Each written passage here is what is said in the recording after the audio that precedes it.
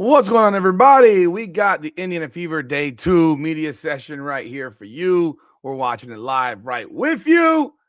So everything we will have here is completely raw, uncut, unfiltered, and a true reaction to what's being said. Let's jump in on the video, but before, hit the intro.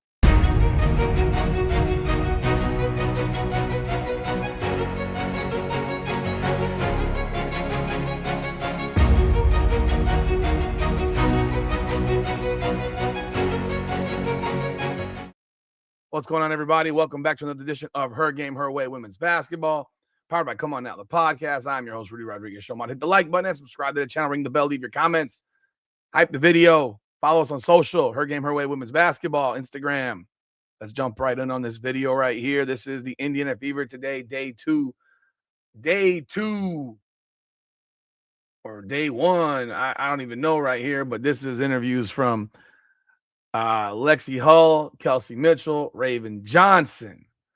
Let's take a listen at what they had to say here right now, right here. Let's go. Hi. How do you feel like yesterday went? Did it feel similar to kind of last year? Yeah. I feel like every first day, everyone's excited. There was really great energy. Everyone's excited to get back in the gym. I think more than anything, like there was a chance of us not having a season. So for all of us to be here, knowing there's a season, knowing we're excited, knowing that what the group that we have, everyone's eager, and yeah, it was a great day. Do you ever think you'd announce your free agency at the Masters? No, and what a time to go to the Masters without a phone. It was so funny. We would get back like 7 o'clock and just be on our phones for 30 minutes, getting the updates on who's going where, what happened when we were there. Yeah, it's crazy. About that decision, what made this the right place for you to stay? I mean, this is home. I think, when season ended last year, I knew this is where I wanted to be. I've been here for 4 seasons, and I feel like we had a great momentum last season. We're able to accomplish more than we had in the past, and I think for me, I just want to keep growing on that, building on that, and building with this group. What is it about Indy that you've enjoyed so much that's made it feel like home for you? I mean, the fans are great. From the moment I got here my rookie year, even though we didn't have the best year on the court, they welcomed me with open arms. Someone from the West Coast didn't have a lot of people here, didn't have anyone here really that I knew. They made this place feel like home, and it's just continued to feel more and more like home the last few years. Obviously, last year was a little bit weird with all the injuries and things like that, but are there things that you can kind of take from last year that applies to this year? Yeah, I mean, I think like at the end of the day, we built together so much chemistry. We were together through all the adversity, and I think from top to bottom, everyone stayed ready. And I think that's the sentiment that we all have moving forward is like, you don't know when your number is going to be called, but we believe in you when it does. And I think that's just something all of us are taking forward into the season. Aaliyah came in yesterday and she talked about being whole again, with Caitlin back and Sophie back. Just what does it mean to come in with everyone being healthy? It's huge. It's huge for us. And, they all bring a lot of energy, a lot of, leadership and experience. And it's so great. I mean, we had them last year. They were both on the sidelines doing what they could. But when they're out on the court, it makes a difference. It makes a difference in the locker room, makes a difference when we're playing. So we're just really lucky, really excited to be back to full force and excited to see what we can. It makes a difference for me. My shooting percentage goes up from 22% to about 47% for 3 when I got Caitlin Clark on the floor. So you're darn right, I want Caitlin Clark on the floor. Accomplish.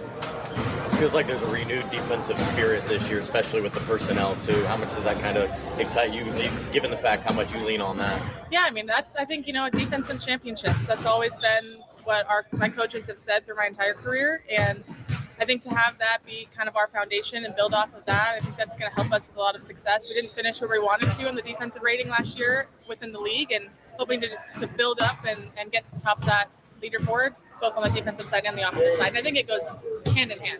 When one works, they both do.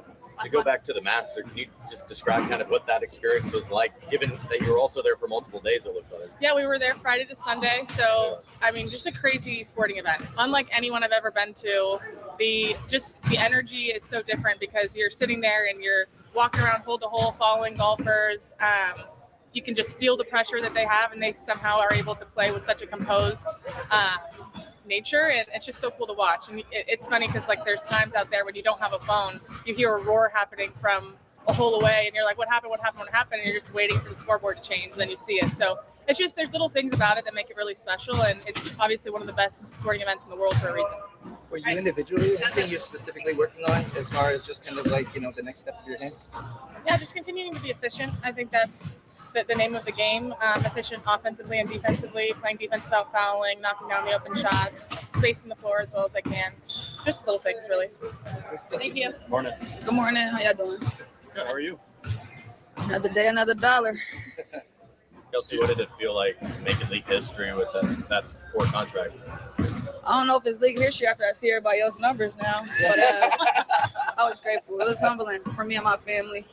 You guys know what I kind of been going through the last 2 or 3 years, so it was big for my family, and I'm proud of like what I've been able to accomplish. But it's humbling. It's humbling because you see those kind of numbers and you don't think it's possible. So I wonder what she and her family have been going through, since she specifically said, y'all know what I've been going through with me and my family. So not completely specific on that. Don't really know.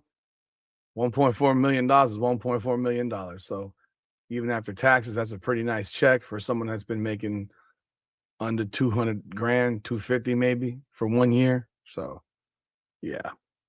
grateful. It's challenging, but do you even consider anywhere else? I think any competitor does. But for all the right reasons, I knew Fever was a priority. I knew that I wanted to kind of be a Fever girl again in a certain way. My relationships that I built with AB, CC, and even like Lexie and like Soph and all those guys, it was family vibes. So I couldn't I couldn't shake it and let it go. What was it like for you as everybody else begins to sign also, and you can keep this core that you're sitting there talking about?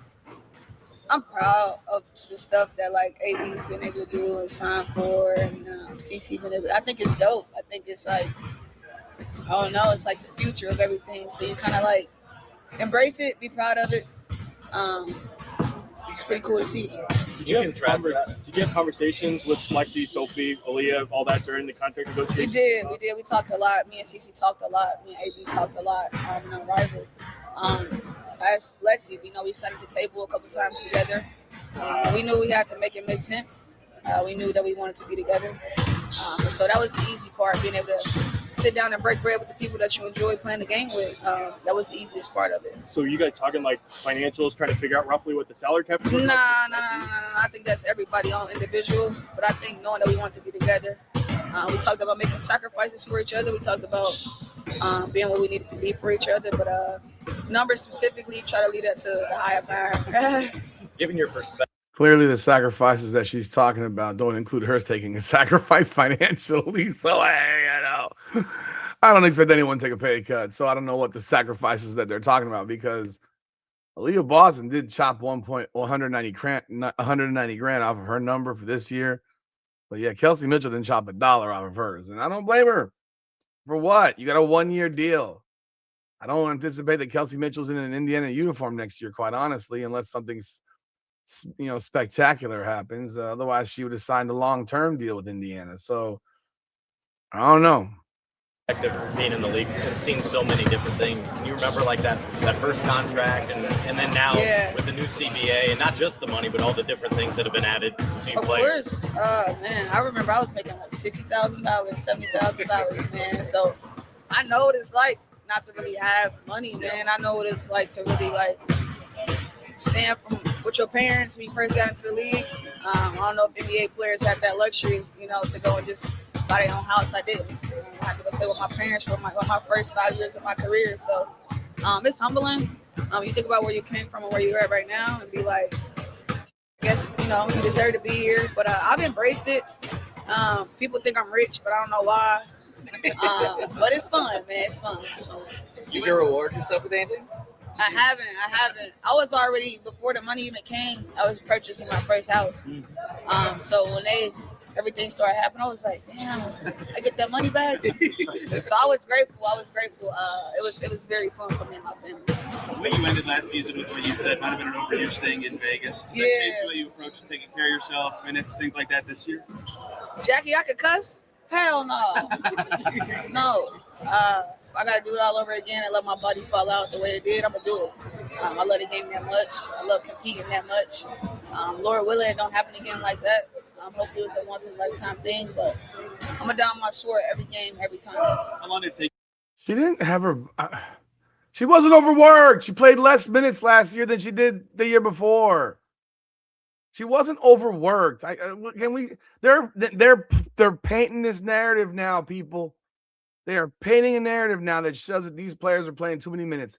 They're going that load management route. I'm telling you right now, this is coming over from the NBA, and now the WNBA players are needing load management as well. I can't, She played less minutes last year than she did the year before. So don't tell me she got overworked. You to get back to being able to run and I would say with the IVs and having to go make sure I got all the scans that I needed to be cleared. Probably 2 weeks. So it was definitely what I needed though, because we have played so much basketball. I'm sure people took a longer time off for real, but I was cleared in 2 weeks. Early impressions of Evan Caitlin. Dope, man. I'm ready to get the gang back together. You kind of just fill in and let everybody feel themselves and fill out where everybody at. But I mean, I'm happy to have her back. I think she's one of the best PGs in this game, and so we're gonna try to do our best to rock out as best as we possibly can for sure. You talked about getting your PhD in education and leadership. Just what inspired you to do that, and kind of just what that process been like for all those? Try not to be naive. Try not to be ignorant within yourself. I know that the ball gonna stop bouncing. Anybody that recognize that. You try to be honest with yourself, and so getting an education is just about setting myself up for when it's all over. Have a plan. It's always good to have a plan, and my circumstance is different than other people. So getting an education is big for me for life and for basketball. How's kind of the first day go? I'm looking forward to this one here. Getting to know everybody last week. Oh, it was good. I learned from a lot of the vets here. I was listening. They were giving me, a good welcoming. They were telling me how training camp was going to be. I thought it was very competitive, but it felt good to be here, honestly, and to play with these talented women. The whole just vibe of it, has it kind of hit you that you're here now and in the midst of it, or is it kind of hey, we're just taking it kind of day by day and see how it rolls out? Well, it hasn't hit me, but it's had it hit me. I don't know how to explain it. I'm in the middle. I'm kind of just going with the flow, kind of just being myself, just always smiling, bubbly, always making people laugh, which I do that. I do a great job of that. So I think I'm in the middle. Does it help having a couple other former South Carolina players on this roster to kind of help ease in and ease that transition? Yeah, it has helped. I think other people too. Sophie Cunningham, Caitlin Carr, Lexie Hull, Kelsey Mitchell. They all great people to be around. They help me when I don't know things. They know the system really well. So I asked them a lot of questions yesterday. I don't know. They probably got annoyed by me, but I did ask them a lot of questions yesterday. Steph talked about defensive intensity specifically this year. What do you think, obviously, as defensive player of the year, you can bring to that? Yeah, my defense tenacity. I'm like a gnat on the ball.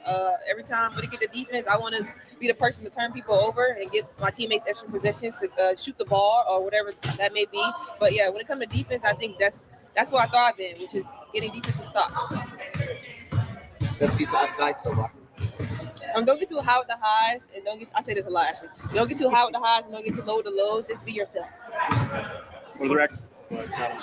I was just in terms of how did South Carolina set you up for this, given how it's almost at a pro level, right? Yeah, every day Coach Staley used to tell us to come in with pro habits, and I think seeing training camp yesterday, I was like, this is how we practice. It's fast paced, it's very physical. They did a lot of things, and every drill is intense. You got to go at 100 miles per hour. So I think that's what Coach Staley helped us when it came to college, but just bringing your pro habits. Even it's days that you probably don't even want to be here, and you might be yourself. But I mean, you have teammates who uplift you and who hold you accountable to things. So I think pro habits and leaning on your teammates a lot. Do you have any inclination that the Fever were interested or were drafted? Did you have any of that going into draft night? Well, I was in the air. I didn't know what team was going to draft me. I talked to a lot of teams on Zooms.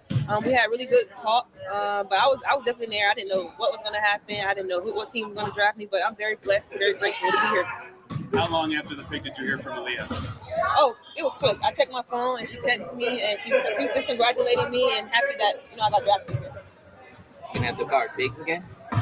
Whoa, Aaliyah Boston. That's what I'm saying. We just watched you got some Biggs. Yeah, I gotta get my weight up a little bit. She's pretty strong, but whatever the coach needs me to do, I'll do that. Well, there you have it. Lexie Hull, Kelsey Mitchell, Raven Johnson. Nobody asked Raven Johnson about yesterday's high five gate. That's been all over the internet and all in all the podcasts. Have my opinion. I think that was done on purpose. It was really weird that you would pull your hand away and back away and then come back out. It looked very, very odd. Nobody asked the question. Can't be surprised that no one asked the question because that's just how it goes in WNBA media. But what did y'all think of what they had to say? I don't think it was anything earth-shattering.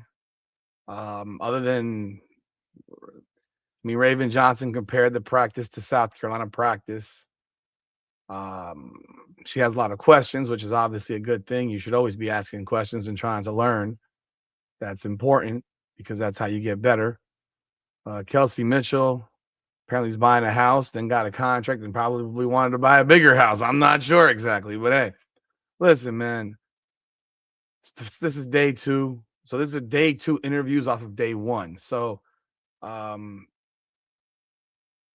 are y'all thoughts of what they had to say? Questions obviously are all softballs, but nothing is as bad as watching a Stephanie White interview. So, not a whole lot of critique on anything they said or even anything I could take away from it. Lexie Hull wants to play for Indiana. We all know why. Like, we can keep the nonsense. We all know why. It's fine. It's expected. But hey, you never heard where Kelsey Mitchell was looking besides Indiana. Seems like she was pretty dead set on coming back to Indiana with the check. And she got paid, so I'm sure she's very happy. But anyhow, y'all let me know y'all thoughts in the comments. Hit that like button and subscribe to the channel. Hit the hype button. Appreciate y'all as always. This is Her Game, Her Way Women's Basketball, powered by Come On Now, the podcast. Come on now.